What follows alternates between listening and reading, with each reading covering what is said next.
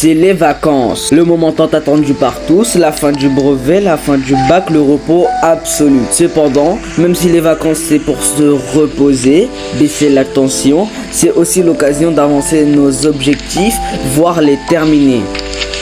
L'année 2025 est bientôt finie, vous le savez sûrement tous d'ores et déjà, mais l'été c'est le moment idéal pour accomplir les objectifs fixés et de les terminer. L'école qui nous faisait faire un 8h, 17h c'est fini, ce qui nous laisse plus de temps pour arriver. Alors, il y a un majeur problème à gérer, c'est la flemme.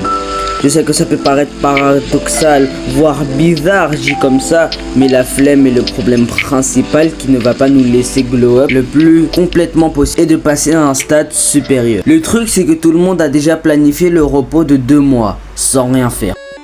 Mais imaginez-vous revenir à la rentrée, totalement transformé, plus puissant, plus extraverti, c'est ça le glow. C'est pour cela que dans les prochaines secondes, je vais vous donner une seule et unique étape qui va vous permettre de travailler et de rester discipliné jusqu'au mois de septembre.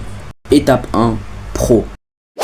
La règle du pro, P pour passion, R pour raison et O pour objectif. Vous devez savoir que sans cette règle de base, il est littéralement impossible de rester discipliné en été. Alors, discipliné ne dit pas travailler tout le temps, pas se reposer, non. L'été, c'est s'amuser en travaillant à côté sur sa personne, sur le développement personnel. Et c'est très important car c'est ce qui nous définit directement. Trêve de mondanité.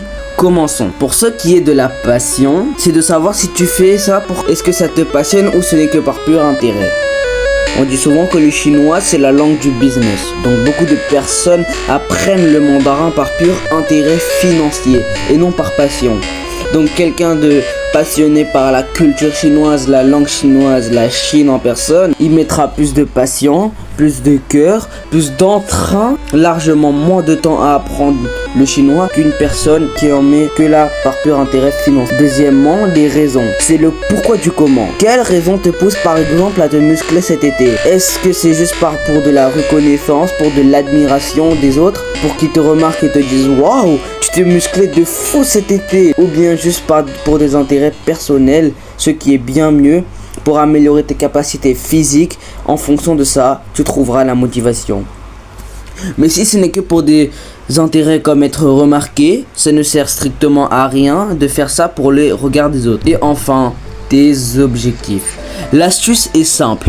Écris sur une feuille, écrire tous les objectifs à accomplir avant la rentrée. En fonction de ça, tu vas prendre en compte le planning et tout. Et pour le tenir, tu vas te rappeler les 2 premières étapes ainsi que pourquoi avoir commencé. Et tu verras que tu t'y habitueras tout seul. Voilà. J'espère que tu es prêt à te surpasser, à devenir un vrai guerrier, la meilleure version de toi-même. Sur ce, je te laisse. Salut.